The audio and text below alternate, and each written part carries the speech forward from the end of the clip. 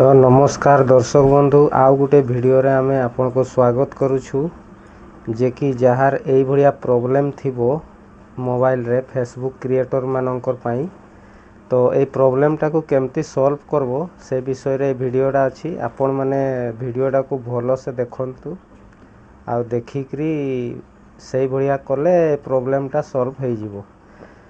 तो वीडियो केमती अछि आसो मु मोबाइल स्क्रीन रे देखै दउची आउ जेमती मु करची सेमती करो तुमरे प्रॉब्लम टा सॉल्व हो जिवो।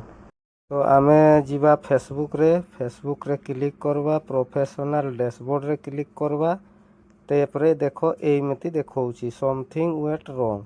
तो एटा को आमे सॉल्व करवा आउ थरे मु देखौची मोर प्रोफाइल आइकन रे क्लिक करी मोर ए भितरे पसी करी ए जो प्रोफेशनल डैशबोर्ड रे क्लिक करली फेर सही बढ़िया देखेला। तो एटा को आमे सॉल्व करवा एना। तो चलो जीवा ए फेसबुक टा को आमे आइकन टा को क्लिक कर रखवा टिके समय पाई क्लिक कर रखले जो येडा बाहरीबो एठी देखो एठी साइड रे क्लिक कर देबो जेमती करली सेमती करबो। क्लिक करला पर तळे अछि ऐप डिटेल एठे भी टिके क्लिक कर देबो। एटा क्लिक करि देबो जदी एठे जदी अपडेट देखैबो ए ओपन जगह रे ताले अपडेट करबो जदी अपडेट नाइनी छाडी देबो। तापर ऊपर को जीवा स्टोरेज कैच जो अछि सेठे जाई करी क्लियर स्टोरेज ऊपर जो बा साइड अछि सेठे क्लिक करी ताके डिलीट कर देबा। तापर आमे क्लियर कैच को भी डिलीट करबा। तापर आमे देखबा सेटा क्लियर हे गला परे वर्तमान एटा को आउ थरे डिलीट कर देबा क्लिक करी करी।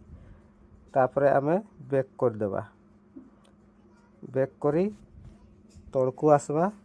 तापर इना खुली के आमे देखबा ए जो प्रोफाइल आइकन रे क्लिक करी प्रोफेशनल डैशबोर्ड क्लिक करबा ए देखो मोर एबे खोली गला सब। तो आपको ए बढ़िया फेसबुक इंस्टाग्राम यूट्यूब रे जदी किछि प्रॉब्लम थाए ताहले हमर चैनल रे फॉलो करो आ हमको कमेंट करिवे आमे तार सॉल्यूशन काढी की देबा।